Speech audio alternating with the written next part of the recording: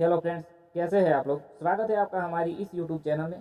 Friends, आज के इस वीडियो में हम भारत की नदियों से जुड़े महत्वपूर्ण प्रश्नों का सॉल्यूशन करने वाले हैं।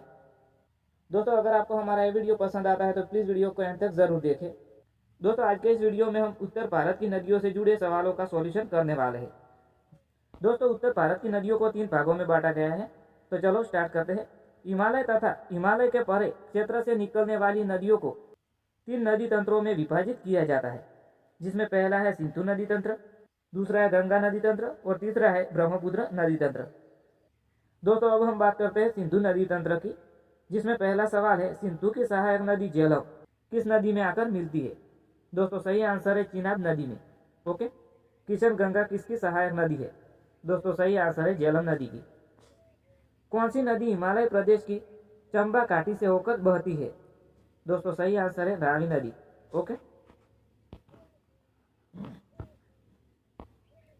तिब्बत पठार के पापचाजुंग हिमनद से निकलने वाली वह कौन सी नदी है जिसे नेपाल में कर्णाली की संज्ञा से अभिहित किया जाता है।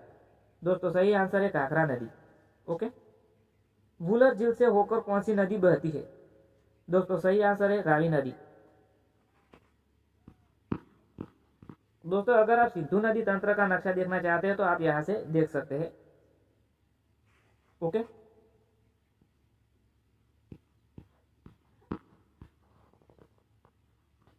अगला सवाल है सिंधु नदी कहां से निकलती है। बोखरचू हिमनद अर्थात कैलाश पर्वत श्रेणी से।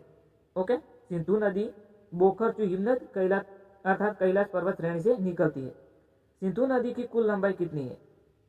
दोस्तों, सही आंसर है 2880 मीटर। सिंधु नदी की भारत में कितनी लंबाई है। दोस्तों, सही आंसर है 709 किमी। झेलम, चेनाब, रावी, व्यास तथा सतलज किस नदी की सहायक नदियां हैं। दोस्तों, सही आंसर है सिंधु नदी की। अगला सवाल है सिंधु नदी को तिब्बत में किस नाम से जाना जाता है। दोस्तों, सही आंसर सिंगी खंबन या लाइसेंस माउथ के नाम से जाना जाता है। ओके। अगला सवाल है सिंधु नदी द्वारा निर्मित सबसे गहरे महाखंड का नाम क्या है। दोस्तों, उसका नाम है गिलगित और उसकी ऊंचाई है 5200 मीटर। झेलम नदी के उद्गम स्थल का नाम क्या है। दोस्तों, सही आंसर है वेरीनाग। कश्मीर की सबसे महत्वपूर्ण नदी कौन सी है। दोस्तों, सही आंसर है झेलम नदी। चेनाब नदी को हिमाचल प्रदेश में किस नाम से जाना जाता है। दोस्तों, सही आंसर है चंद्रभागा के नाम से जाना जाता है। रावी नदी कहाँ से निकलती है। दोस्तों, रावी नदी रोहतांग दर्रे के पास से निकलती है। अगला सवाल है रावी नदी को किन अन्य नामों से जाना जाता है। दोस्तों, सही आंसर है पुरुषणी या इरावती। व्यास नदी कहाँ से निकलती है। दोस्तों, व्यास नदी व्यास कुंड से निकलती है।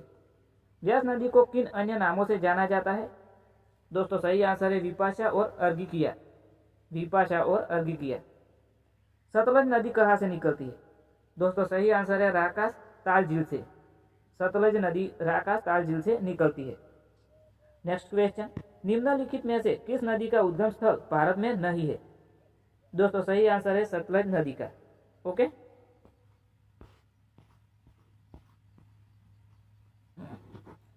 अगला सवाल है सतलज नदी की भारत में कुल लंबाई कितनी है।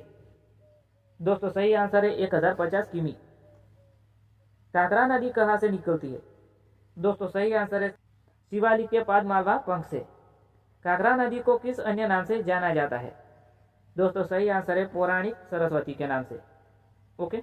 दोस्तों, अगले वीडियो में हम गंगा नदी तंत्र से जुड़े सवालों का solution. Thanks for watching video. Thank you.